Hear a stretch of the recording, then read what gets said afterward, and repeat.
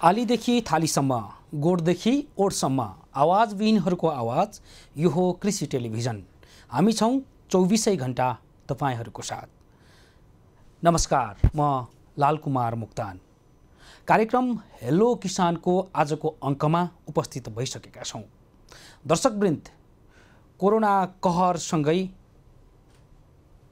जनजीवन बिस्तारै सहज हुँदै गएको छ र कोरोनाको कहर सँगसँगै यतिखेर प्याजको मूल्य यति आकाशिदो छ। विगत 5 दिनको अन्तरालमा 70% भाउ बढेको छ। मूल्य वृद्धि यति आकाशिदो छ। भारत सरकारको वाणिज्य विभागले जुन प्याज निर्यातमा रोक लगाएपछि यो नेपालमा प्याजको मूल्य आकाशिएको हो। दर्शकवृन्द, नेपाल यतिखेर किनकि नेपाली भान्सामा प्याज हालेर तरकारी खान सक्ने अवस्था छैन। यो 2-3 दिनको अन्तरालमा यत्रो भाउ प्याजको मूल्य किन बढ्यो त? आज हामी यो विषयमा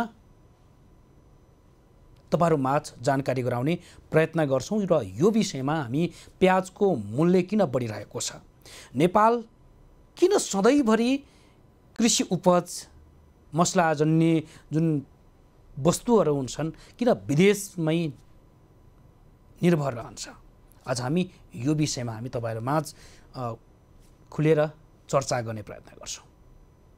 आजको बसाइको शुभारम्भ गर्नुभन्दा पहिले हामी एक रिपोर्ट तपाईहरुमाझ राख्न चाहन्छौं।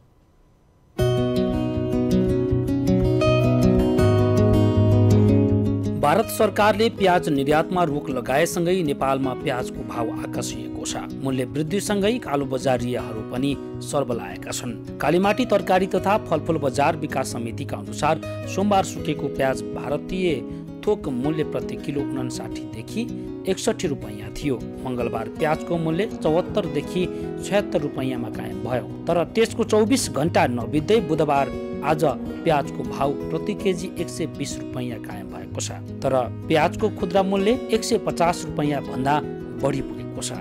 पछिल्लो 5 दिन यता 70% प्याजको मूल्य वृद्धि भएको हो। भारतको वाणिज्य तथा उद्योग मन्त्रालय अन्तर्गत रहेको विदेश व्यापार निर्देशनालयले सोमबार सूचना जारी गर्दै सबै प्रकारको प्याजको निर्यातमा रोक लगाएको हो। दक्षिण भारतमा भारी वर्षातका कारण प्याज उत्पादन घटेकाले भारतमा पनि मूल्य अचानकले बढिरहेको छ। कर्नाटक, आन्ध्र प्रदेश लगायतका दक्षिण भारतीय राज्यमा लगातारको वर्षाले प्याजको उत्पादनमा क्षति पुगेको छ।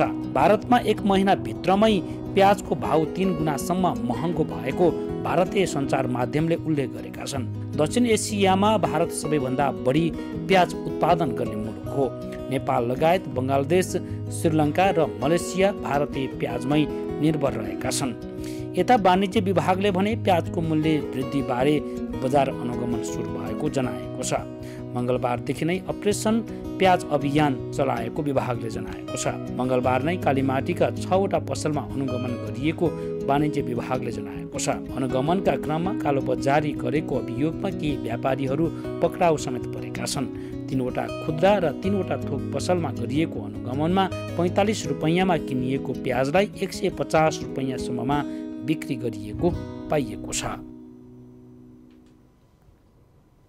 पुनः स्वागत छ कार्यक्रम हेलो किसानमा। दर्शकवृन्द, 3 दिन अगाडि मात्रै 50 रुपैयाँमा पाउने प्याज आज 3 दिनपछि आज मात्रै जुन कालीमाटी बजारमा जुन मूल्य सूची तोकिएको छ 120 रुपैयाँ, 118, 119, 120 यो भावमा चाहिँ आज प्याज बिक्री वितरण भइरहेको छ। र सँगसँगै खुद्रा बजारमा किन्दाखेरि प्याज यति महँगो पर्न जानेछ जुन पर्छ कि 1 केजीको मान्छेले जुन उपभोक्ताले 150 देखि 160, 70 रुपैयाँसम्म प्याज किन्नुपर्ने अवस्था छ। यो भाउ ओह्रालो लाग्ने स्थिति पक्कै पनि छैन।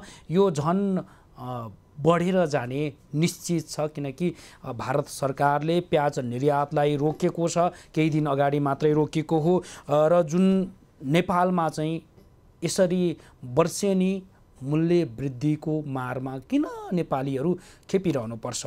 भारत सरकारले यो मात्र होइन, भूकम्प ताकतिर जुन किसिमको विभिन्न घटनाहरू, किनकि जगजाएरै छ, नाकाबन्दी गरियो, नाकाबन्दी हुँदाखेरि पनि नेपालमा ग्यासदेखि लिएर उपभोक्ताजन्य जुन कृषि उपजहरू नेपालमा ठप्प गर्दाखेरि जुन किसिमको नेपालीहरूले दुर्दशा भोग्नु परेको थियो।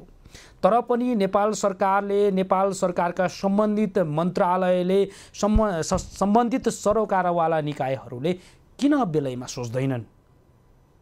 यो गम्भीर विषय आज पनि, हिजो पनि उठिराखेको थियो, आज पनि उठिराखेको छ। प्याज यसरी नेपालमा चाहिँ यसरी हाहाकार हुन्छ आज, जुन यति महँगो मूल्यमा जुन प्याज किन्नु परेको छ उपभोक्ताहरूले। दसैँ तिहार नजिकिँदैछ, चाडबाडको बेलामा झन् सस्तोमा चाहिँ जुन प्याज उपलब्ध गराउनु पर्ने थियो, सरकारको दायित्व त्यो हो। तर आज महँगीमा किन्नुपर्ने बेला आएको छ र महँगीमा किन्नुपर्ने मात्र होइन, दसैँ तिहारको टाइममा प्याज बजारमा झन् अभाव हुन सक्छ। र सँगसँगै यो कोरोनाको समस्यामा यति पिल्सिएका जनता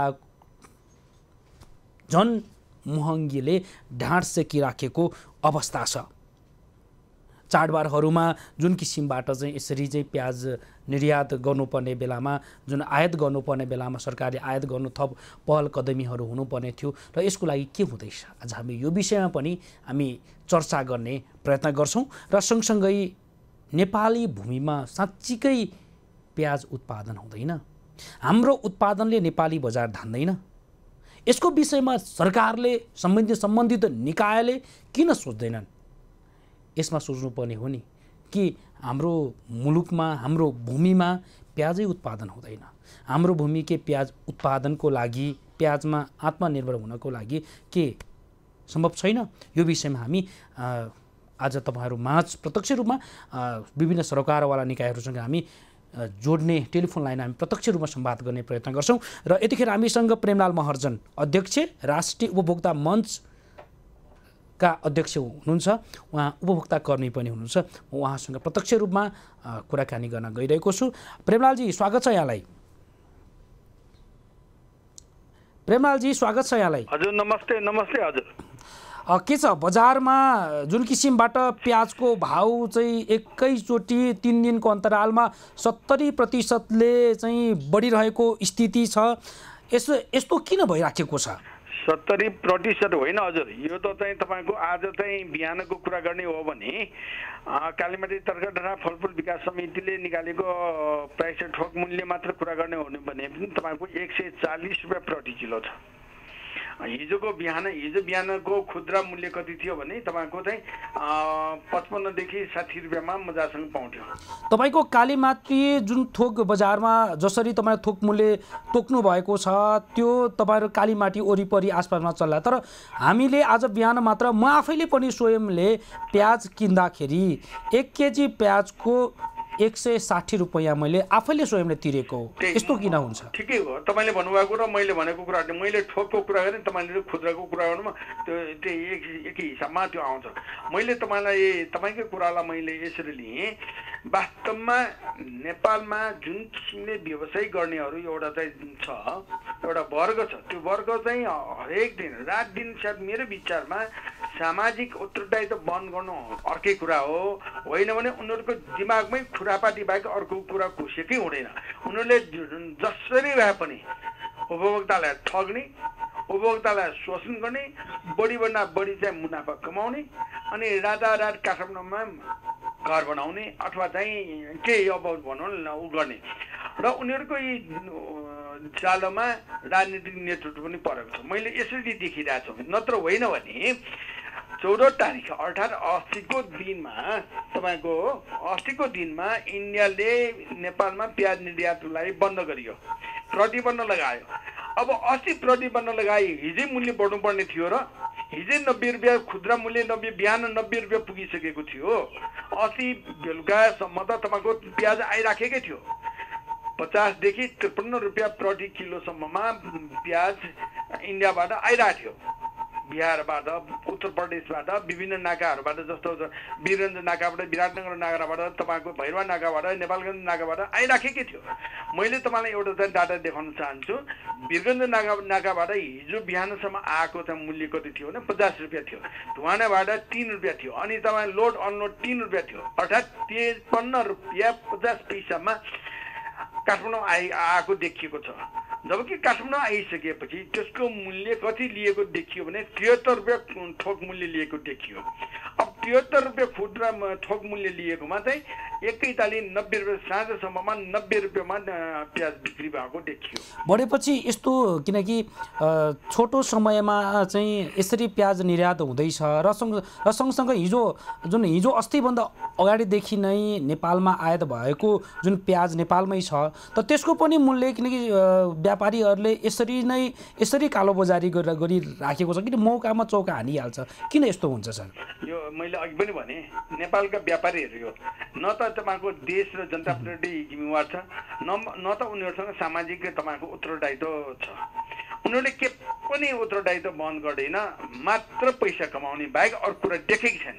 एक हिसाबले म त सिधै भन्छु यिनीहरूलाई एउटा चाहिँ चोर डाकासँग तुलना गरियो भने बरु चाहिँ चोर डाका चाहिँ इमान्दार होला, किनभने चोर डाकाले आफ्नो टोलमा आफ्नो समाजमा चोरी गर्दैन। त यिनीहरू त आफ्नो आमा बाबुलाई पनि बाँकी राख्ने जस्तो देखिन थालिसक्यो। जस्तो यसरी बजारमा चाहिँ अचाक्ले रूपमा मूल्य वृद्धि भइरहँदाखेरि तपाईहरू जस्तो सम्बन्धित सरकारवाला निकायहरू जुन छन्, तपाईँ राष्ट्रिय उपभोक्ता मञ्चका अध्यक्ष हुनुहुन्छ, तपाईँहरू चाहिँ के हेरेर बसिरहनु भएको छ सर? होइन, सुन्नुहोस् न, हामी एउटा कुरा तपाईँहरूले बुझ्नुपर्छ। उपभोक्ता अधिकार कर्मीहरू नियामक निकाय होइन। हामीले नियमन गर्न सक्दैन। हामीले हिजोको कुरा राष्ट्रिय उपभोक्ता मञ्चको मात्र म कुरा गर्छु। यहाँ धेरैवटा उपभोक्ता संस्थाहरू छन्, तर राष्ट्रिय उपभोक्ता मञ्चको कुरा तर तपाईँहरूले खबरदारी गर्न सक्नुहुन्थ्यो, सरकारको ध्यान आकर्षण गराउन सक्नुहुन्थ्यो नि सर। तपाईँ हाम्रो सामाजिक सञ्जाल पनि हेर्नु होला, हाम्रो चाहिँ तपाईँको वाणिज्य विभागमा पनि तपाईँ सोध्नु होला। हामीले हिजो नै वाणिज्य विभागमा हामीले चाहिँ उजुरी निवेदन दिइसकेका छौँ। हिजो नै हामीले दबाब सिर्जना गरिसकेका छौँ। हिजो नै सामाजिक सञ्जालमा हामीले राखिसकेका छौँ र सम्बन्धित निकायहरूलाई हामीले दबाब दिने काम पनि भइसकेको छ। त्यो के पनि हो भने हामीले के भनेका छौँ भने यसरी 14 तारिकमा इन्डियामा प्रतिबन्ध लगायो। 14 तारिक बेलुका नि नेपालमा चाहिँ भाउ बढ्नुपर्ने आवश्यकता कही छ र कमसे कम पनि 1-2 हप्तालाई पुग्ने नेपालको आवश्यकतालाई पुग्ने गरी चाहिँ उनीहरूले चाहिँ यो व्यापारीहरूले आयात गरिराखेको हुन्छ। केही नभए पनि 2-4 दिनलाई त पक्कै पनि हुन्छ। अब चाहिँ त्यहाँ प्रतिबन्ध लगाउनु पाएको छैन, यहाँ भाउ बढाइहाल्ने, त्यो पनि चाहिँ झन्डै 100% भाउ बढाउनु भनेको त यो त कालो बजार भन्दा पनि हदैको यो बदमासी हो। तपाईँले जुन भन्नुभयो तपाईँहरू के छ भन्दै यतिखेरको सवालमा जुन कालोबजारीहरू सल्बलाएको अवस्था छ र जुन किसिमबाट व्यापारीहरूले दिन प्रतिदिन मूल्य वृद्धि गरेको गरेछ, वाणिज्य विभागमा तपाईँ जानु भन्नुभयो, नियमन गर्ने निकाय तपाईँहरूभित्र तपाईँहरूलाई पनि जुन खबरदारी गर्नुपर्ने तपाईँहरूलाई पनि हो, तर खै त नियमन भएको? तपाईँ वाणिज्य विभागमा जानुभयो भन्नुहुन्छ। त्यही त भनेको। अब यसमा चाहिँ अब यसो भन्न सकिन्छ, हामीले जुन किसिमले खबरदारी गर्नुपर्ने हो त्यसमा चाहिँ हामीले चुकेको छैन। तर एक किसिमको आरोप चाहिँ के लाग्ने गरेको छ भने प्रेमलाल सर, जस्तो तपाईँहरू पनि व्यापारीहरूसँग मिलेमतो गर्नुहुन्छ अरे, यस्तो किसिमको आवाजहरू पनि बजारमा उठिराखेको अवस्था छ, सामाजिक सञ्जालहरूमा त्यस्तो किसिमको आवाजहरू पनि आइराखेको अवस्था छ। धन्यवाद। म यो कुरालाई मैले तपाईँलाई यसरी लिन्छु, म तपाईँ नकारात्मक रूपमा लिन्न। तपाईँले भनेकै कुरा मैले चाहिँ सकारात्मक रूपमा लिँदाखेरि त्यस्ता बदमासी गर्ने उपभोक्ता अधिकार कर्मीहरूको बारेमा तपाईँहरूको मिडियामा किन आएन? म तपाईँहरूसँगै उल्टो प्रश्न सोध्छु। तपाईँहरूले किन भन्नु भएन? राष्ट्रिय उपभोक्ता मञ्चले त्यस्तो बदमासी गरेको छ भने राष्ट्रिय उपभोक्ता मञ्चमाथि तपाईँहरूले किन आरोप लगाउनु भएन? तर कुरा के छ भने तपाईँले चाहिँ एउटा चाहिँ समग्र रूपमा आरोप लगाएर मिल्दैन। राष्ट्रिय उपभोक्ता मञ्चले गरेको छ भने भन्नुहोस्, तपाईँले प्रेमलाल महर्जनले गरेको छ भने भन्नुहोस् र हामी त्यसको सजाय भोग्न तयार छौँ। हाम्रो कुनै पनि देशभरिको हाम्रो 73वटा जिल्ला कमिटी छ, धेरैवटा नगर कमिटी छ, कुन चाहिँ कमिटीले बदमासी गर्यो त्यसलाई चाहिँ हामी तत्कालै कारबाहीको दायरामा ल्याइदिन्छौँ। यो मेरो प्रतिबद्धता भयो। तर चाहिँ एउटा कुरा चाहिँ भन्नेछु, तपाईँले भनेकै कुरालाई मैले सकारात्मकमा लिइसकेको छु। सकारात्मक रूपमा लिँदाखेरि यहाँ धेरैवटा उपभोक्ता संस्थाहरू छन्। कुनै एउटा उपभोक्ता संस्थाले गर्यो भन्दैमा सबै उपभोक्ता एउटा संस्थालाई आरोप लगाउन पाइँदैन, पहिलो कुरा। अर्को कुरा, तपाईँले भनेकै कुरामा हामी साह्रै पीडित भइसकेका छौँ। मैले चाहन्छु मिडियाको तर्फबाट यस्ता कुराहरू गलत काम गर्ने उपभोक्ता अधिकार कर्मीहरूको नाउँ चाहिँ सार्वजनिक होस्। म चाहिँ तपाईँहरूबाटै माग गर्छु। एउटा कुरा भनेपछि तपाईँलाई यो 2-3 दिनको पिरियडमा थाहा छ, नियमन गर्दाखेरि जस्तो काठमाडौँ महानगरपालिकाको जुन टोली जाँदाखेरि केही साना व्यापारीहरूले चाहिँ अलिकति कालो बजार जुन गर्नेहरूलाई चाहिँ साना व्यापारीहरूलाई चाहिँ पक्राउ गर्यो, उहाँहरूले चाहिँ नियन्त्रणमा लियो, कारबाहीको भागीदार बनाउने उ गर्यो। तर ठुला व्यापारीहरूलाई चाहिँ सबैले छुट दिइराखेको अवस्था छ। यो कुरा सत्य हो? एकदमै सही कुरा। मैले तपाईँको कुराले यो म त यसरी नै माने कि वास्तवमा नेपालमा अब कुनै पनि जस्तो तपाईँले भन्नुभयो जस्तै सानालाई चाहिँ तपाईँको चाहिँ कानुन लाग्ने अनि ठुलालाई कानुन नलाग्ने, ठुलो व्यापारी देख्न साथै तपाईँको मुसो जस्तो चाहिँ भागेर आउने अनुगमनमा जान्छ। ठुलो मान्छे आउन साथै ठुलो चाहिँ उसको व्यापारी कहाँ जान साथै ठुलैको फोन आउँछ, तिम्रो त्यहाँबाट मुभ हुनु, त्यहाँ नबस्नु भनेर फोन आउँछ। यस्तो पनि तपाईँको चाहिँ हुन्छ। कालो बजारीलाई तपाईँको प्रशय दिन, संरक्षण दिने काम अहिलेको अवस्थामा कसले गरिरहेछ भने स्वयं सरकारमा नेतृत्व गर्ने राजनीतिक पार्टीका नेताहरू, बालवाला पदाधिकारीहरू चाहिँ बालवाला चाहिँ उच्च पदस्थ कर्मचारीहरूबाट दबाब आउँछ। यो हामीले धेरै पटक देखेका छौँ र यो भनेको अत्यन्त हदैसम्मको यो सुशासन विपरीतको कुरा हो र यसलाई चाहिँ हामी के भन्छौँ भने भ्रष्टजन्य क्रियाकलाप हो। यो भनेपछि जस्तो भारतले चाहिँ हामीलाई सधैँभरि समस्या पर्ने बेलामा मात्रै यसरी विभिन्न किसिमको जस्तो हिजो भूकम्प नाकाबन्दी गरियो, आज कोरोना कहरको बेलामा प्याज निर्यातमा रोकिदियो, सधैँभरि यस्तो बेलामा मात्र नेपाललाई किन गरिन्छ यसरी? तपाईँलाई के लाग्छ? तपाईँको व्यक्तिगत? मलाई पनि दुःख लाग्छ। छिमेकी मुलुक भारत हामी एकदमै दाजुभाइको रूपमा हामी हेर्छौँ। हामी चाहिँ चेलीबेटीको सम्बन्ध, रोटीबेटीको सम्बन्ध भनेर भन्छौँ, हरेक भन्छ उनीहरूले आफैले। र यो सम्बन्ध हुँदाहुँदै पनि प्रत्येक अप्ठ्यारोको घडीमा, प्रत्येक पटक अप्ठ्यारो परेको अवस्थामा नेपाललाई छिमेकी मुलुक भारतले दुःख दिने काम गरेको छ। चाहे नाकाबन्दीको कुरा होस्, चाहे भूकम्पको कुरा, महाभूकम्पको कुरा होस्, चाहे अब चाहिँ यो रोग व्याधिकै कुरा होस्, कोरोना भाइरसको यो महासङ्क्रमण भइरहेछ अहिले भनौँ न, होइन? त्यो बेलामा पनि उनीहरूले दुःख दिने काम भइरहेछ। यो मात्रै होइन, तपाईँको प्याजको कुरा मात्रै अहिले आएर चाहिँ हिजो अस्तिदेखि प्याजको कुरा आयो। त्योभन्दा अगाडि तपाईँको पेट्रोलियम प्रोडक्ट्समा पनि त्यही गरेर त्यो कहिले के हरेक पटक चाहिँ भारतले दुःख दिने काम गरेको छ। प्रेमलाल सर, मैले यसैमा मैले जोड्न चाहेँ। जस्तो तपाईँले जुन कुरा भन्दै गर्दाखेरि एउटा गीत छ नि, यो त सब भन्ने कुरा न हो जस्तै भएको छ नेपालमा, होइन, नेपालीहरूको लागि। र नेपालमा साँच्चीकै प्याजमा सधैँभरि परनिर्भर त किन? यो किन नेपालमा साँच्चीकै प्याजै उत्पादन हुँदैन र सर? होइन, यो पटक्कै होइन। नेपालको यो कृषि नीति, नेपाल सरकारको कृषि नीति र नेपाल सरकारको आर्थिक नीति नै काम लाग्दैन। यो नेतृत्वमा जाने वास्तवमा साँच्चै भनौँ भने 2046 साल पछिका प्रत्येक नेतृत्वले आफूलाई परनिर्भर बनाउँदै गएको अवस्थाले गर्दाखेरि अहिले 10-12 वर्षको यो दौरानमा हामी प्याजमा पूर्ण रूपमा 90% हामी चाहिँ परनिर्भर भइसकेका छौँ। तपाईँको 80% प्याज भारतबाट आयात हुन्छ र बाँकी रह्यो 20% मा 10% चाइनाबाट आयात हुन्छ अहिलेको अवस्था। र 10% सायद मेरो विचारमा 10% पनि छ कि छैन स्वदेशमा उत्पादन हुन्छ। जबकि यो प्रेमलाल महर्जनले के थाहा छ भने नेपालमा उत्पादन भएको यो 30 वर्ष अगाडिको कुरा गर्दैछौँ, 30 वर्ष अगाडिसम्म नेपालमा उत्पादन भएको प्याज अत्यन्त पिरो पनि थियो, अत्यन्त स्वादिलो पनि थियो। त्यो चाहिँ इन्डिया निकासी हुन्थ्यो। नेपालमा उत्पादन भएको प्याज इन्डिया निकासी हुन्थ्यो। इन्डियाबाट चाहिँ तपाईँको परिवर्ती मूल्यमा हाम्रो नेपालमा चाहिँ पैसा आउँथ्यो। आज त्यो छैन।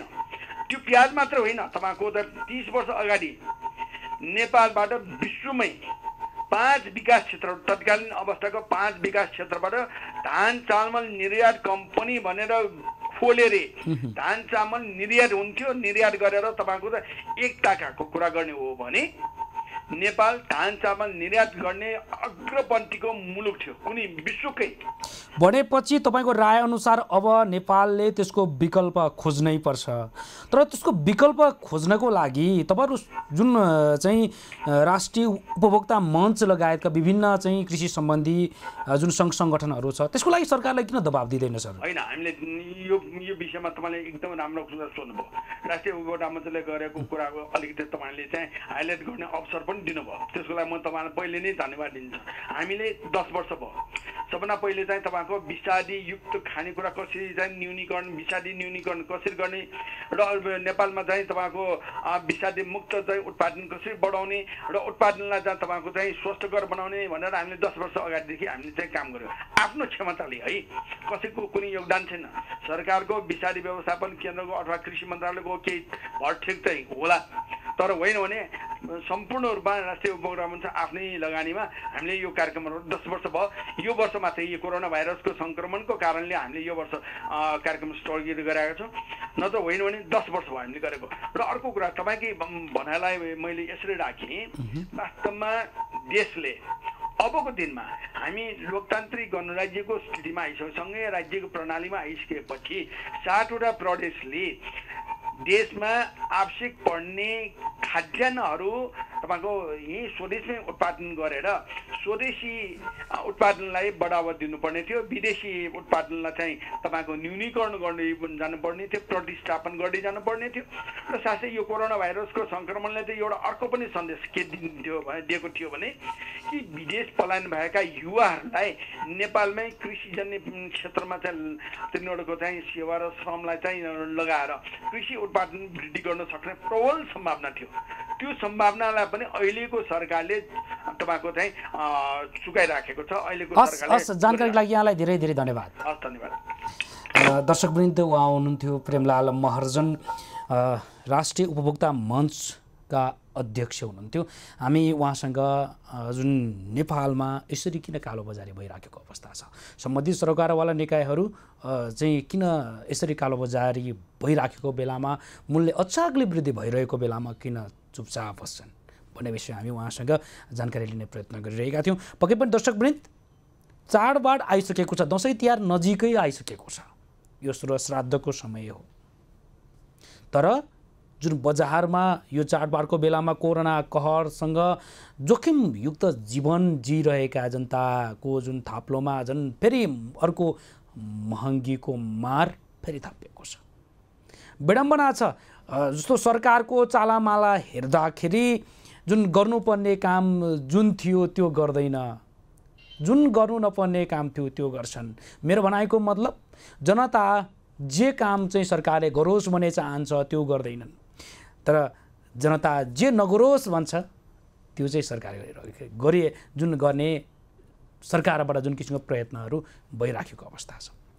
यस्तै जुन सरकारलाई सधैँभरि खबरदारी गर्न र हरेक किसानको आवाज बुलन्द पार्नको लागि नै हामीले हेलो किसान मार्फत किसानकै आवाज समेट्नको लागि हामीले यो कार्यक्रम मार्फत हामी प्रयत्न गर्छौँ।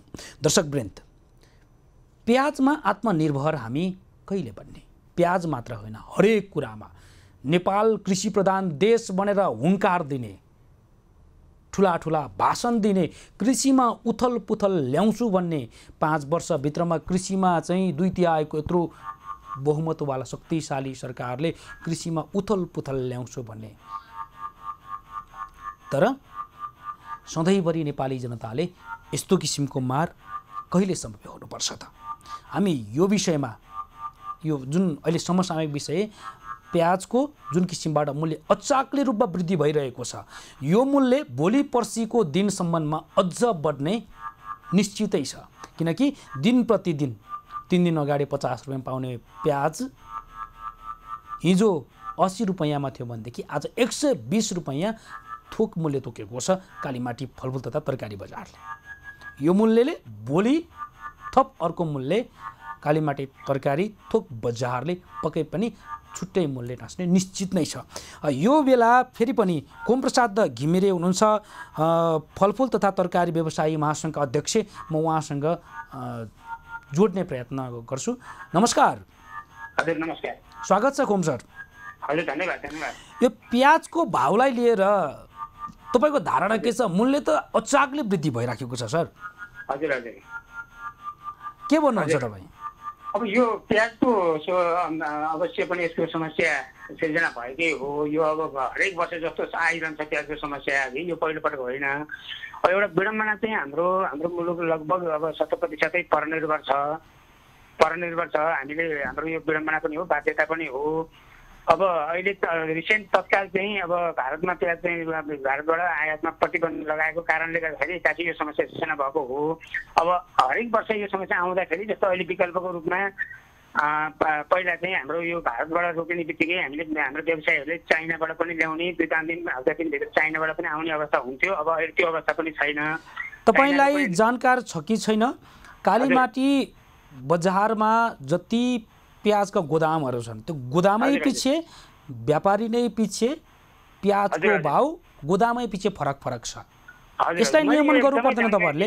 एकदमै पर्छ। यो विषयमा एकदम जानकारी लिएको छु मैले। कालीमाटी बजार मात्रै होइन, बल्खु बजार अनि काठमाडौँ उपत्यकाको रिङ रोड आसपासको क्षेत्रमा पनि यो प्याजको चाहिँ होलसेल बिक्री हुन्छ। तपाईँलाई जानकार छ कि छैन? किनकि त्यहाँ कसैसँग चाहिँ कुनै पनि व्यापारीसँग भित्री रूपमा फोनमा सेटिङ मिलाएर गएन भने त्यहाँ प्याज पाउन मुस्किल छ। किनकि महँगो मूल्य तिरेर पनि कालीमाटीमा चाहिँ प्याज पाउन मुस्किल भइसक्यो सर। यसो भयो सर, यो विषयमा म स्पष्ट जानकारी मैले लिएको पनि छु। देशभरका व्यवसायीहरूलाई सचेत पनि गराएको छौँ हामीले। मैले कालीमाटी बल्खु मात्रै नभएर काठमाडौँ उपत्यका मात्रै नभएर हजुरको यो देशभरिका व्यवसायीहरूलाई यो एउटा हाम्रो सामाजिक उत्तरदायित्व पनि हो। त्यो हरेक वर्ष आउने समस्या हो। अब हामीले आफ्नो भएको प्याजलाई न्यूनतम सहुलियत दरमा बिक्री वितरण। तपाईँहरू समस्याको कुरा गर्नुहुन्छ सर, तर कालोबजारी गर्नेहरूलाई तपाईँहरू कारबाही गर्न सक्नुहुन्न, यो कुरा सत्य हो नि सर?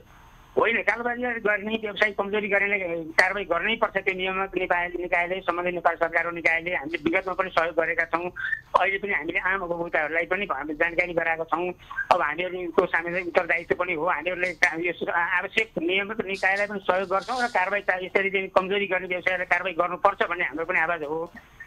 त्यसैले मैले यहाँलाई स्पष्ट जानकारी गराउनै पर्छ। तर के भनेदेखि जस्तो ठुला व्यापारीहरू हुन्छन्, व्यापारीहरू पनि उहाँहरू पनि पहुँचको आधारमा काम गर्ने हो।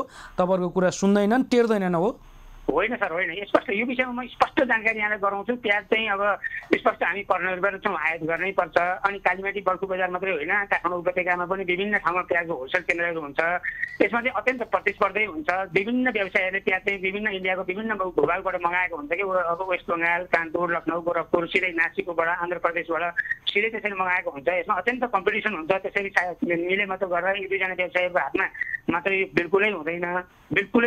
फेरि यो कालीमाटी बल्खुमा मात्रै नभएर देशभरका चाहिँ विभिन्न बजार केन्द्रहरूमा जस्तो झापाको बिर्तामोड बजार भयो, वीरगञ्ज भयो, ढल्केबर भयो, हेटौँडा भयो, चितवन, बुटोल, कोवलपुर, अत्तरिया, सुर्खेत, यो सबै बजारमा चाहिँ व्यवसायीहरूले प्रत्यक्ष डाइरेक्ट रूपमा चाहिँ इन्डियाबाट मगाउने हो, सिधै मगाउने हो। अनि अत्यन्त कम्पिटिसन हुन्छ, प्रतिस्पर्धा हुन्छ। मिलेमतोमा चाहिँ यो हुन सक्दैन। हेर्नुहोस्, एउटा चाहिँ कमजोरी के देखियो भने व्यवसायीहरूको चाहिँ अब यसरी अभाव हुने बित्तिकै केही थोरै बढी लिइहालौँ भने यस्तो चाहिँ अलिकति होलसेलमा पनि र अनि बढी जस्तो चाहिँ खुद्रातर्फ बढी देखियो है। त्यो हामीले तर के भने नि सर, जस्तो काठमाडौँको जुन कालीमाटीका व्यापारीहरू जति छन्, यहाँका व्यापारीहरूलाई इन्डियाबाट आयात गर्ने, बेच्न पाए हुने। तपाईँहरू किन नेपालमा चाहिँ यसरी प्याजमा आत्मनिर्भर बन्नको लागि, आफ्नो मुलुकलाई आत्मनिर्भर बनाउनको लागि तपाईँहरूबाट यस्तो पहल कदमी चाहिँ किन कहिले पनि हुँदैन? एकदम सही, जेन्युइन चाहिँ एउटा सवाल हो। हामीले विगतमा पनि भन्दै आएका छौँ। हाम्रो विडम्बना अब यो प्याजमा चाहिँ लगभग हामी 70% परनिर्भर छौँ। अब कागतीमा परनिर्भर छौँ, आलुमा पनि लगभग 40% परनिर्भर छौँ। अहिले अब यत्रो मार परिरहेको छ, आलु पनि हाम्रो उत्पादन त पुग्दैन। यति महँगोमै अब इन्डियाबाट पनि, भुटानबाट पनि, बङ्गलादेशबाट पनि अत्यन्त महँगोमा आलु चाहिँ खरिद गर्नु परेको छ। अन्य ताजा तरकारीहरू पनि अहिले अक्सिजनको कारणले अनि यो अलिकति यो कोभिडको कारणले पनि उत्पादन अलिकति ह्रास भएको कारणले अत्यन्त महँगो भएको छ। आम उपभोक्ताहरूले मार परिरहेको अवस्था चाहिँ छ है। अब यो प्याज अवश्य पनि हामीले प्याज अनि यो कागती आलु जस्ता वस्तुहरू हाम्रो मुलुकमा प्रत्यक्ष सम्भावना हुँदाहुँदै पनि यसका उत्पादनका चाहिँ व्यावसायिक उत्पादन यसलाई आयात प्रतिस्थापन गर्ने किसिमको लक्षित कार्यक्रमहरू अझै लागू हुन सकेका छैनन्, कार्यान्वयन हुन सकेका छैनन्। हामीले यो बारम्बार हामीले पनि भन्दै आएका छौँ। अब विशेष गरी नेपाल सरकारले प्याजकै सम्बन्धमा कुरा गर्ने हो भने हाम्रो तराईको भूभागको विभिन्न जिल्लाहरू, बारा, पर्सा, रौतहट यता यो नवलपरासी कैलाली यस्ता जिल्लाहरूमा प्रशस्त सम्भावना छ हेर्नुहोस्। अलिकति प्याजमा चाहिँ के छ भने हाम्रो किसानहरूलाई अलिकति आधुनिकीकरण यान्त्रिकरण अलिकति यहाँ अलिक कमजोर छ अनि यसमा अलिकति लागत पनि मूल्य बढी लाग्छ। प्याजको उत्पादनको अलिक लागत मूल्य पनि बढी लाग्छ अनि त्यही भएर हाम्रो किसानहरू बढी आकर्षित नभएको अवस्था छ हेर्नुहोस्। अनि नेपाल सरकारको सानोतिनो कार्यक्रमहरू पनि नभएको होइन, यो प्रधानमन्त्री कृषि आधुनिक परियोजना मार्फत प्याज उत्पादनको कार्यक्रमहरू पनि छ, तर त्यसलाई एकदमै प्रभावकारी रूपमा एउटा उत्पादन चाहिँ व्यावसायिक रूपमा उत्पादन हुन सकेको अवस्था चाहिँ छैन। विशेष गरी यसमा चाहिँ अब हामी कसैले दोष दिएर हुँदैन, हामी व्यवसायहरूले पनि हामी अग्रसर गराउँछौँ, नेपाल सरकारले पनि सम्बन्धित अब एकदमै प्याज उत्पादन भनेपछि जस्तो इन्डियाबाट अब सबै सामान निर्यात भइहाल्छ, उहाँ एकदम सस्तो मूल्यमा ल्यायो, यहाँ ल्याएर महँगो बेच्न पनि पाइहाल्छ, व्यापारी पनि मालामाल, तपाईँहरू पनि सरकारवाला निकालेर पनि अलिअलि बाँडिदियो। यसो सर मैले यसमा प्रत्यक्ष भन्छु, मैले अहिले पनि जानकारी गराएँ, यो प्याजको आयात अवश्य आयात हुन्छ, अत्यन्त प्रतिस्पर्धात्मक ढङ्गमा हुन्छ। हजारौँजना व्यवसायीहरूले जस्तो काठमाडौँ कालीमाटी भरमा कुरा गर्ने हो भने 70वटा चाहिँ आलु प्याजको स्टक छ, 70जना व्यवसायी छन्, अत्यन्त प्रतिस्पर्धा हुन्छ त्यहाँ। त्यसैले तपाईँको अनि बल्कुमा त्यस्तै छ। अनि यो प्याजको ठुलो गाडीहरू बजारमा चाहिँ प्रवेश गर्न नपाउने कारणले गर्दाखेरि यो यता रिङ रोडको सबै चक्रपति रिङ रोडको आसपासमा पनि प्याजको चाहिँ होलसेल केन्द्रहरू छन्, आलु प्याजको होलसेल केन्द्रहरू छन्। जति छ नि सर, जस्तो कालीमाटी जुन तरकारी फलफुल जुन त्यहाँ नियमन गर्नको लागि तपाईँहरूको सङ्घ सङ्गठन जति छन्, तर अहिलेसम्म कुनै पनि व्यवसाय त्यहाँको तपाईँहरूको नियन्त्रणमा तपाईँहरूको नियमन अनुसार अहिलेसम्म चल्न सकेको स्थिति छैन। यदि चल्ने हो भनेदेखि त यसरी 81 प्याजको मूल्य किन बढाउनु पर्ने थियो, होइन र सर? हजुर हो। अब व्यावसायिक स्तरबाट कमजोरी हुने कुरा मैले अहिले भने केही एकाध मौकाको फाइदा लिहाल्नु भन्ने कुरा एकाध कमजोरी हुने त्यो यस्तो किसिमको, किनकि सर तपाईँहरूले भनेकै पनि अवश्य पनि सहयोग गर्छौँ। हेर्नुहोस्, नियामक निकायले एकदम प्रभावकारी रूपमा चाहिँ अनुगमन गर्नु पर्यो, त्यसलाई कारवाही गर्नु पर्यो, कारवाहीको दायरामा ल्याउनु पर्यो। अनि अझ होलसेलमा भन्दा अझ बढी यो खुद्रातर्फ चाहिँ यसरी चाहिँ अभाव हुने बित्तिकै एकदम महँगो भइदिने त्यो पेपर लिएको पाइएको पनि छ, खुद्रातर्फ पनि नियमन गर्नु पर्यो। अब हामी आफैले नियमन गर्ने कुरा भएन होइन, अब नेपाल सरकारको सम्बन्धित निकायले गर्ने हो। यसको लागि तपाईँहरूले समयमा नै घचघची आउनु होला सर, किनकि बजारमा एकदमै सहज किसिमको मूल्य, किनकि नेपाली जुन उपभोक्ताले किन्न सक्ने मूल्य मात्र तोकियोस्, यसको लागि तपाईँको सधैँभरि खबरदारी होस्। हामी पनि यही चाहन्छौँ। हाम्रो पनि सामाजिक दायित्व छ, हाम्रो पनि अवश्य पनि हामी जिम्मेवार व्यवसायहरू हौँ। हामीले मैले अघि नै भने देशभरका व्यवसायहरूलाई सचेत पनि हामीले गराएका छौँ। हामीले चाहिँ एउटा सहज र सुलभ मूल्यमा हामीसँग भएकोलाई चाहिँ बिक्री वितरण तपाईँहरूले गर्नुहोस्। अब हामी व्यवसायिक स्तरबाट पनि पहल गरौँ, कुटनीतिक स्तरबाट पनि पहल गरौँ। यो क्षणिक समस्या हो, अब हाम्रो एउटा चाहिँ परनिर्भर हुनुको पर्ने कारणले गर्दाखेरि यो भएको हो। त्यसैले हामीले आगामी दिनमा चाहिँ यसो हुन नदिनका लागि एउटा चाहिँ नेपाल सरकारको तर्फबाट पनि सम्बन्धित चाहिँ उत्पादनका विशेष क्षेत्रहरूमा पकड क्षेत्र विशेष कार्यक्रम, किसान लक्षित कार्यक्रम, प्याज उत्पादनका विशेष कार्यक्रमहरू चाहिँ लागू गरेर त्यसमा किसानहरूलाई पनि सहुलियत चाहिँ गरिदिने, त्यसपछि यान्त्रिकरणहरूको व्यवस्था गर्ने, यो गरेर चाहिँ जानकारीको लागि तपाईँलाई धेरै धेरै धन्यवाद सर। हाम्रो व्यवसाय स्तरबाट आवश्यक पहल कदमी गर्न हामी तयार छौँ। हस् धन्यवाद। दर्शकवृन्द, उहाँ हुनुहुन्थ्यो खोमप्रसाद घिमिरे, फलफुल तथा तरकारी व्यवसायी महासङ्घका अध्यक्ष हुनुहुन्थ्यो। दर्शकवृन्द, हामी निरन्तर जुन प्याजको अहिले भाउ अचाक्ले रूपमा मूल्य वृद्धि भइरहेको अवस्था छ, यसै विषयमा आज हामी तपाईँहरूमाझ जानकारी दिने प्रयत्न गरिराखेको अवस्था छ र हामी निरन्तर यही विषयमा हामी तपाईँहरूमा जानकारी दिने प्रयत्न गर्छौँ। अहिलेलाई भने एकैछिन छोटो व्यापारिक विश्राम।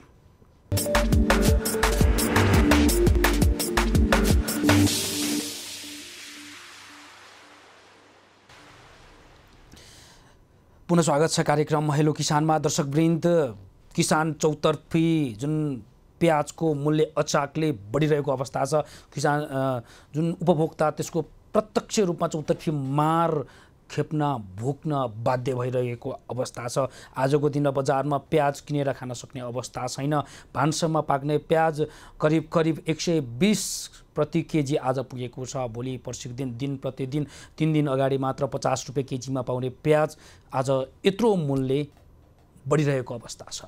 भोलि पर्सिको दिनमा झन् यसको मूल्य आकाशिने निश्चित छ। भारतले चाहिँ निर्यात गर्न रोकेको अवस्था छ, उसको सरकारको कुरा हो। नेपाल सरकारले त्यसको लागि केही पहल कदमी गरिसकेको अवस्था पनि छैन। यतिखेर बजारमा प्याज अभाव त आफ्नो ठाउँमा छ। नेपाली उपभोक्तालाई बजारमा प्याज जुन पुर्याउनको लागि नेपाली बजारमा जति स्टक हुनुपर्ने थियो त्यतिले पक्कै पनि आजको दिन पुग्ने स्थिति छैन। प्याज एकदमै महँगिएको अवस्था छ। कोरोना कहरको एकदमै चपेटामा परेका जनता अहिले महँगीको मारमा पनि परेको छ। सरकारले यसको लागि केही पहल कदमी गर्न सकिराखेको अवस्था छैन, किनकि भारतले निर्यात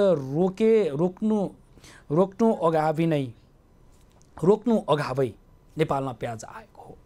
यो कुरा त सम्पूर्ण व्यापारी होस् सरकार होस् यो स्वीकार्नै पर्छ। तर आइसकेको प्याज यति महँगिएर किन बेच्नु पर्यो?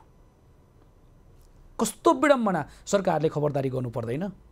हरेक निकाय, सम्बन्धित निकाय जुन कालीमाटी फलफुल तथा तरकारी जुन बजार छ त्यो बजारले पनि त्यही किसिमबाट होइन एकैचोटि हामीले 81 बजारको मूल्य यति अचाग्ली रूपमा बढाउनु हुँदैन भन्ने जानकारी त पक्कै पनि हुनुपर्ने थियो। तर आज उपभोक्ताले जुन किसिमको मार खेपिरहेका छन्, भोगिरहेका छन्, भोग्न बाध्य भइरहेको अवस्था छ। यतिखेर हामीसँग सूचना अधिकारी, राष्ट्रिय आलु तरकारी तथा मसला बाली विकास केन्द्रका सूचना अधिकारी भरत बहादुर आचार्य यसै विषयमा जानकारी दिनको लागि हामीसँग प्रत्यक्ष रूपमा टेलिफोन सम्पर्कमा जोडिनु भएको छ। म उहाँलाई स्वागत गर्छु। नमस्कार। हजुर नमस्कार। भरतजी स्वागत छ यहाँलाई। धन्यवाद। जस्तो नेपालमा अघिल्लो आर्थिक वर्षमा प्याजको उत्पादन विकास र प्रवर्धनको लागि कार्यक्रम पनि आएको थियो क्यारे, र त्यो पैसा चाहिँ जुन सरकारले नेपाल सरकारले जुन अनुदानमा दिइरहेको थियो, जुन नेपाल सरकारले जुन मसलाजन्य विशेष गरी प्याजको लागि जुन छुट्याएको बजेट त्यो पनि फ्रिज भयो। किन यस्तो हुन्छ सर आज? किनकि आज सायद त्यो रकम फ्रिज नभएको भए, त्यो रकम चाहिँ प्याजकै लागि लगानी भइदिएको भए, नेपालमै उत्पादन भइदिएको भए यस्तो अवस्था खेप्नु पर्दैन थियो कि? यहाँको प्रश्नलाई धन्यवाद। र अलिकति म यो तथ्याङ्कलाई अलिकति जोडेर मात्रै अब यो यता प्रवेश गर्छु। हाम्रो यो गत आर्थिक वर्ष 75-76 को क्षेत्रफल चाहिँ 20,908 हेक्टर र त्यस्तै उत्पादन चाहिँ 2,91,000 मेट्रिक टन रहेको थियो। त्यस्तै त्यो हिसाबमा चाहिँ अब आयात चाहिँ 1,06,835 मेट्रिक टन रहेको थियो, जुन गत वर्ष पनि प्याजको यसरी नै यो सर्टेज नै थियो। इन्डियाले चाहिँ एक्सपोर्टमा चाहिँ त्यो के अरे बन्देज लगाएपछि र हाम्रो कार्यक्रम यो गत आर्थिक वर्ष 76-77 मा प्याज आत्मनिर्भर कार्यक्रम भनेर हाम्रो केन्द्रबाट नै विशेष गरेर तराईका 4 जिल्लाहरूलाई फोकस गरेर रूपन्देही, कपिलवस्तु, दाङ र बाँकेमा यो प्याजको चाहिँ व्यावसायिक प्याजको आत्मनिर्भर कार्यक्रम भनेर सञ्चालन गरेर 7,49,54,54,000 कार्यक्रम विनियोजित गरिएको थियो। र यो चाहिँ अनुदानमा दिने कार्यक्रम र यो कार्यविधि स्वीकृत नभएको कारणले गर्दा यो कार्यविधि पनि मन्त्री परिषदबाट स्वीकृत हुने यो प्याज आत्मनिर्भर कार्यक्रम लगायत कृषिका थुप्रै कार्यक्रम र अनुदान कार्यक्रमहरू गत वर्ष त्यो कार्यविधि पास नभएको कारणले गर्दाखेरि धेरै कार्यक्रमहरू भएका थिएनन्। र यो हामीले फोकस पनि यो तराईकै जिल्लाहरूमा नै भनेर यसरी गरेका थियौँ र यो आयातलाई प्रतिस्थापन गर्ने हिसाबले नै यो कार्यक्रम तय गरिएको थियो। र यो कार्यक्रम सञ्चालन भएको भए निश्चित रूपमा केही हदसम्म भए पनि जुन आयात हुने परिमाणलाई हामीले घटाउन सक्ने देखिन्थ्यो। तपाईँको भनाइअनुसार के नेपालमा चाहिँ नेपालको अन्य भूभागमा जस्तो जति तपाईँले नेपालमा यति हेक्टर क्षेत्रफलमा भनेर भन्नुभयो, तर यसलाई बढाएर यसको दायरा बढाएर नेपाललाई आत्मनिर्भर बनाउन सक्दैन सर? जस्तो नेपालमा कि नेपाली भूगोल नेपाली माटोमा प्याज नै उत्पादन हुन बहुत मुस्किल पर्छ, के हो तपाईँको कुरा? यसमा चाहिँ के छ भने यो उत्पादन गर्न मुख्य गरेर उत्पादन बढाउनको लागि मेजर दुईटा कुराहरू, त्यसमा पनि एउटा गुणस्तरीय बिउ र अर्को त्यसपछि क्षेत्र विस्तार अनि प्रविधि, यी कुराहरू मेजर कुराहरू हुन्। र यसमा हामीले विशेष गरेर यो सिन्चित क्षेत्र सिँचाइको पनि हुनुपर्ने भएको हुनाले अब तराईको जुन सिन्चित क्षेत्रमा गहुँ लगायतका अन्य बालीहरू लाई यो किसानहरूले यो छोडेर ती बालीहरूलाई प्रतिस्थापन गरेर यो प्याज लगाउने ऊ चाहिँ त्यति रुचि देखिएको पाइँदैन क्षेत्र विस्तार गर्ने सन्दर्भमा। किन भन्दाखेरि यो प्याजको चाहिँ उत्पादन इन्डियामा चाहिँ इन्डियाले चाहिँ हाम्रो बजार मूल्यलाई एकदम प्रत्यक्ष असर पार्ने भन्दाखेरि इन्डियामा कुनै वर्ष एकदम बम्पर प्रोडक्सन भयो भने हाम्रो यहाँको उत्पादन भएको प्याजले उनीहरूको उत्पादनसँग मूल्यमा प्रतिस्पर्धा गर्न नसक्ने भएको कारणले गर्दाखेरि किसानहरू त्यसमा क्षेत्र बढाउनलाई पनि त्यति चासो नराखेको देखिन्छ एउटा। र अर्को कुरो हामीसँग गुणस्तरीय बिउको हिसाबले हेर्दाखेरि पनि गुणस्तरीय बिउ उत्पादनको क्षेत्रमा पनि हाम्रो जुन 20,908 हेक्टरलाई चाहिने बिउको परिमाण चाहिँ 2090 क्विन्टल उन्नत बिउ गुणस्तरीय बिउ आवश्यक पर्ने हुन्छ। र त्यसमा हाम्रो उत्पादन बिउको उत्पादन 150 क्विन्टल उत्पादन छ। त्यो चाहिँ हाम्रो यहाँको चाहिँ रेड क्रियल प्याजको जातको र जस्तो 20,908 हेक्टर क्षेत्रफल भन्नुभयो हजुरले। 20,908 हेक्टर क्षेत्रफलमा लगाएको प्याजले नेपाली बजार कति महिना चाहिँ धान्न सक्छ सर? यसमा चाहिँ के छ भने तपाईँले तथ्याङ्कलाई हामीले हेऱ्यौँ भने जस्तो हाम्रो चाहिँ उत्पादन गत वर्षको उसमा हेर्दा 2,91,000 मेट्रिक टन गतको उसमा हाम्रो उत्पादन थियो भने आयात चाहिँ 1,06,000 मेट्रिक टन भएको छ होइन। यो करिब 4 लाख मेट्रिक टनको हिसाबले हाम्रो खपत भएको देखिन्छ। र यसमा चाहिँ अर्को के हुन्छ भने यो पोस्ट हार्भेस्ट लसमा करिब 10-12% चाहिँ पोस्ट हार्भेस्ट लस हुन्छ। त्यसमा मध्ये गर्दाखेरि यो हाम्रो चाहिँ 4 लाखको मोटामोटी हिसाब गर्दाखेरि करिब 3.5 लाख जति खपत भएको देखिन्छ टोटलमा हेर्दाखेरि। त्यो के अरे पोस्ट हार्भेस्ट लसलाई घटाउँदाखेरि 10-12% को मार्जिन राखेर घटाउँदाखेरि 3.5 लाख देखिन्छ गत वर्षको। यो फेरि अर्को तथ्याङ्क छ गत वर्ष इन्डियाबाट जुन के अरे आयात हुने चाहिँ मूल्य बढी भएको कारणले इन्डियाले पछि चाहिँ के अरे एक्सपोर्टकोमा चाहिँ रोक लगाएको कारणले गर्दाखेरि यहाँ चाहिँ अब त्यसको चाहिँ प्याजको उपयोग पनि कम हुन गएको हो। र म यसमा चाहिँ के छ भने हाम्रो उत्पादन हुँदै नभएको पनि होइन। र हाम्रो उत्पादनले हाम्रो चाहिँ जुन अहिलेको सन्दर्भमा जस्तो के छ भने जुन हाम्रो कन्जम्सन प्याटर्न चेन्ज छ, जुन दैनिक उपयोगको बढ्दै गइरहेछ। चाउचाउदेखि लिएर सबै तरकारीहरूमा आलुको के अरे प्याजको प्रयोग गर्ने, त्यस्तै सलादको रूपमा पनि बढी प्रयोग हुँदै गएको हुनाले यसको माग चाहिँ बढ्दै गएको अवस्था छ। र हाम्रो उत्पादनले जुन अहिलेको अवस्थामा हाम्रो मागलाई चाहिँ नपुगेको। तर बजार मूल्यको कुरा गर्दाखेरि नेपालमा भएको प्याजको कुरा तपाईँले अघि पनि जोड्नुभयो। नेपालमा भएको प्याजले एक त किनकि बजार पनि पाउँदैन सर, किनकि त्यतिकै पनि नेपालमा अर्ग्यानिकै उत्पादन गरे पनि नन क्वालिटी भनेर यहाँ चाहिँ यहाँको प्याजलाई बजार दिन यहाँको व्यापारीहरू पनि चाहँदैनन्। र इन्डियाबाट ल्याउने सोझै आउने तरकारीले चाहिँ सरकारलाई पनि फाइदा, तपाईँलाई पनि फाइदा, व्यापारीलाई पनि फाइदा। यो सबै फाइदा त उताबाट जुन इन्डियाबाट आउनेबाट मात्रै, किनकि फाइदा हुने भयो। त्यो हिसाबले हेरे हो के हो सर? यसमा त अब म त के भन्छु भने किन भन्दा हाम्रो उत्पादन अब गुणस्तरै नभएको भन्ने पनि होइन। किनभने हामी चाहिँ एउटा कुरो के सत्य हो भने हाम्रो चाहिँ अब के अरे ग्रेडिङ प्याकेजिङ त्यो हिसाबमा हाम्रो चाहिँ कमजोर पक्ष हाम्रो उत्पादनको हाम्रो किसानहरूको त्योतिरको ध्यान कम भएको चाहिँ अब त्यो सत्य हो। र धेरै जसो के हुन्छ भने हाम्रो जस्तो यो भनेपछि बजारमा यस्तो समस्या अहिलेको होइन सर, यो दीर्घकालीन समस्या भइसक्यो। नेपालमा सबै जुन हाम्रो भान्सामा पाक्ने सबै कुराहरू, भान्सामा पाक्ने सबै वस्तुहरू, सबै तरकारीहरू भारतको भरमा छ। हामीले केही योजना ल्याउनु पर्दैन, नेपाललाई अब यसरी राख्नु हुँदैन। झकझक्याउनु पर्ने निकायमा तपाईँ पनि हुनुहुन्छ। जस्तो तपाईँहरूको योजना के छ अबको? त्यही त।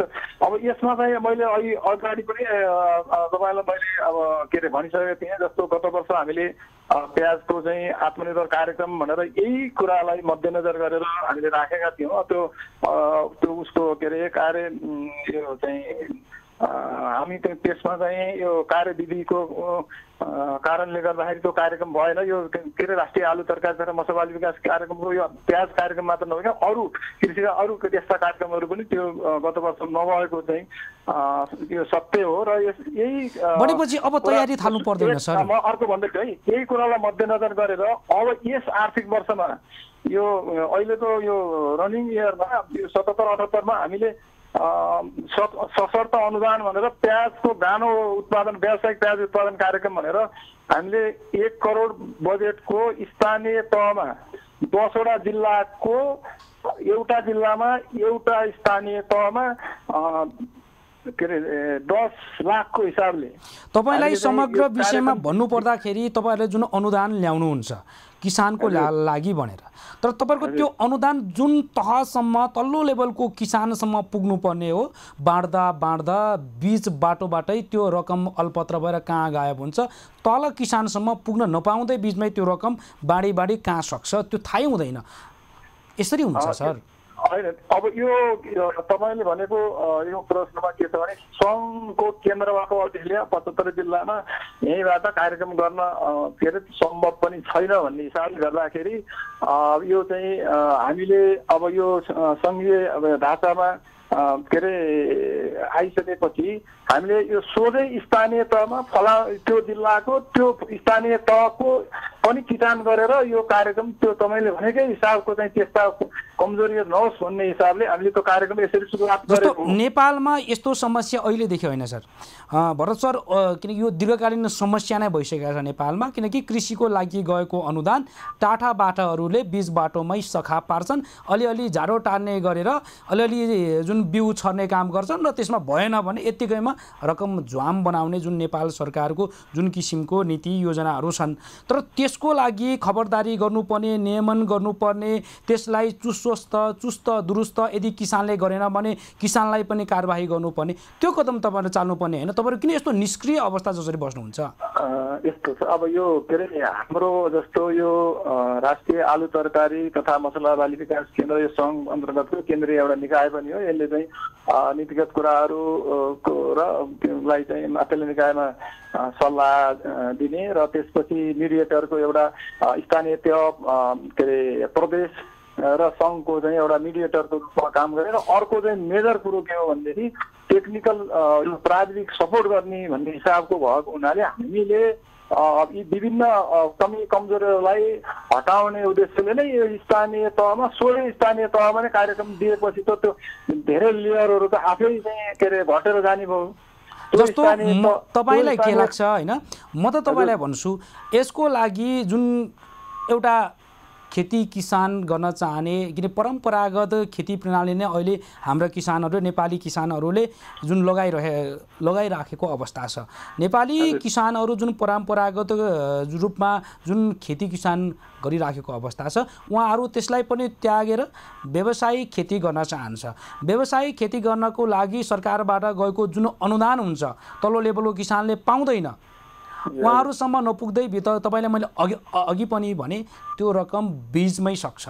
र यस्तो हुँदै गर्दाखेरि यसको लागि त मलाई के लाग्छ भनेदेखि जबसम्म तपाईँहरू त्यसको लागि एउटा दरोखरो रूपमा तपाईँहरू एउटा नियमन कानुन जबसम्म बनाएर त्यसरी जाँदैन तबसम्म मलाई त लाग्छ तपाईँहरूको यो कुनै पनि तपाईँहरूको जुन यो संस्थाको नेपाल सरकारको जुन कृषि आधुनिकीकरणको लागि जुन किसिमको विभिन्न सिस्टमहरू छन्, विभिन्न चाहिँ आफ्नो किसिमको बनाइराखेको अवस्था छ, यो त यसको त मलाई त जबसम्म नियम कानुन राम्रोसँग बनाउँदैन तबसम्म चाहिँ यसो कुनै अर्थ लाग्छ जस्तो मलाई लाग्दैन सर। अहिलेको कानुनले चाहिँ जुन किसिमबाट कृषिमा जसरी प्याजमा आत्मनिर्भर बन्नुपर्छ यसको लागि अहिलेको चाहिँ नीति नियमले काम लाग्दैन भन्ने मलाई लाग्छ सर। तपाईँलाई चाहिँ के लाग्छ? यसमा त अब के अरे कमी मैले अघि पनि भनिसकेँ, कमी कमजोरीहरू अब यो विगतमा भयो होला, भएका थिए तिनै कमजोरीहरूलाई चाहिँ सच्याउँदै अब हामीले कसरी अगाडि बढ्ने, हाम्रो कार्यक्रम कसरी जाने, कार्यान्वयनको विधि कसरी गर्ने भन्ने हिसाबले यसलाई परिमार्जन गरेर जाने हिसाबमा हो र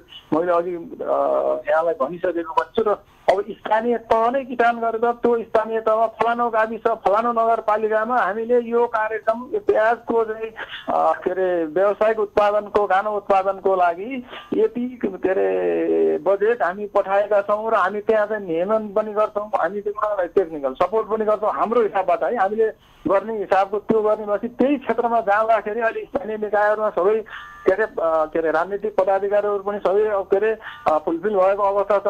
अनि त्यहाँ चाहिँ प्रत्येक स्थानीय तहमा कृषि शाखाहरूको स्थापनाको व्यवस्था छ र त्यहीँबाट को किसान हो, को चाहिँ के अरे अब व्यावसायिक खेती गर्ने किसान हो, को चाहिँ सानो स्केलमा खेती गर्ने किसान हो भन्ने कुरो छुट्याउन पहिचान गर्न सहज हुने हिसाबले नै यो कार्यक्रम त्यसरी जाँदा प्रभावकारी हुन्छ भन्ने हिसाबले हामीले त्यो सोच बनाएर कार्यक्रम यो आर्थिक वर्षबाट त्यसरी यो के अरे कार्यक्रम तय गरेको हो। उनीहरूले पनि आफ्नो कार्यक्रममा चाहिँ आफ्नो बजेट चाहिँ स्थानीय तहले अथवा प्रदेशका चाहिँ कृषि ज्ञान केन्द्रहरूले पनि आगामी दिन पनि हामी थप विषयमा हामी जानकारी लिने रहेछौँ सर। आजको लागि हाम्रो समय पनि सकिसकेको अवस्था छ।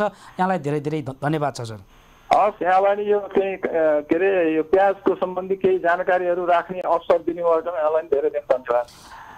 भरत बहादुर आचार्य राष्ट्रिय आलु तरकारी तथा मसला बाली विकास केन्द्रका सूचना अधिकारी हुनुहुन्थ्यो। उहाँसँग हामीले विस्तृत विषयमा जुन बजारमा जुन नेपाली बजारमा अब प्याजलाई कसरी आत्मनिर्भर बनाउने भन्ने विषयमा हामीले उहाँसँग पनि हामीले विभिन्न किसिमको छलफल गर्ने प्रयत्न गऱ्यौँ। आजको बसाइमा यो बेलासम्म मलाई जुन मेरो यो कार्यक्रममा सहभागी भएर सहयोग गर्नुभयो सम्पूर्ण अतिथिप्रति विशेष आभार प्रकट गर्दै लालकुमार मोक्तान आजको यो बसाइबाट आज्ञा चाहन्छु। नमस्कार।